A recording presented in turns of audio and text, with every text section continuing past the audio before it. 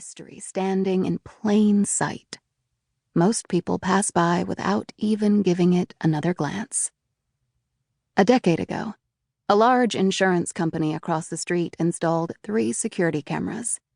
A dedicated observer could attest that even though a few letters arrive to the box, approximately 1 every 3 weeks or so, no one ever picks them up, nor does the mailbox ever overflow. Of this small mystery, one thing has been corroborated time and again over the decades.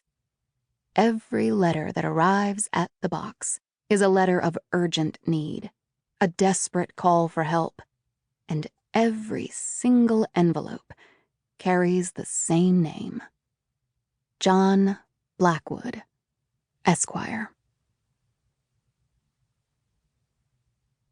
2020. Newark, New Jersey. Odessa set down her menu and looked around the Soup Spoon Cafe for a list of specials. She found it. A whiteboard near the hostess station, written in block lettering with a red marker.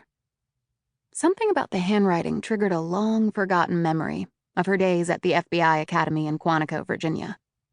A behavioral sciences lecturer drew up homicide definitions with a squeaky red dry erase marker on the big board in the front of the auditorium.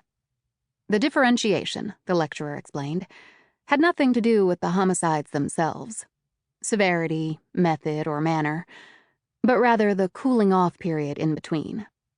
The serial killer's hallmark is their cycle. Weeks, months, or even years may pass between homicides.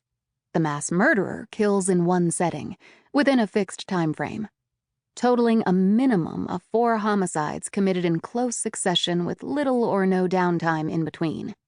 The spree killer murders in multiple settings, usually over a brief period of time, the duration lasting anywhere from 1 hour to several days or weeks. Related, a rampage killer, a single person who murders multiple persons in a single homicidal event. The last 2 classifications allowed room for overlap. One case that was difficult to properly classify, and was generally considered to be the first rampage killing in the United States, had occurred just 75 miles south of the cafe in which she now sat. On September 6, 1949, Howard Unruh, a 28-year-old World War II veteran, departed his mother's house in Camden, New Jersey, dressed in his best suit and a striped bow tie. He had argued with his mother over breakfast, prompting her to flee to a neighbor's home, frantically telling them she feared something terrible was about to happen. Unruh walked into town armed with a German Luger pistol, carrying 39mm rounds. In a 12-minute span, he shot and killed 13 people, wounding 3 more. Locations included a pharmacy, a barber shop, and a tailor.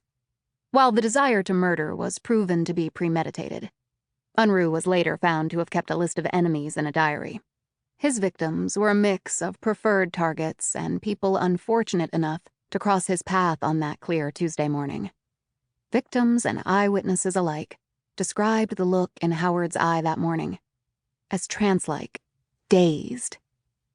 To anyone other than a law enforcement professional, the classification of the crime matters little.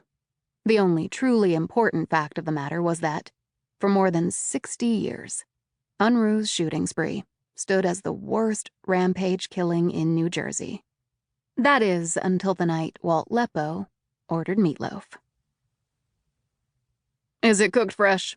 Walt asked the young server after his return from the men's room. "Oh, absolutely," she answered. "Would you do me a favor then?" he said. "Could you look and see if there's maybe a slice or 2 left over from the lunch rush? Preferably set under a heat lamp for a few hours. Really dry, with toasted edges." The server held his gaze for a few moments, as if unsure whether or not she was being put on. She was a student, probably, likely at one of the nearby law schools.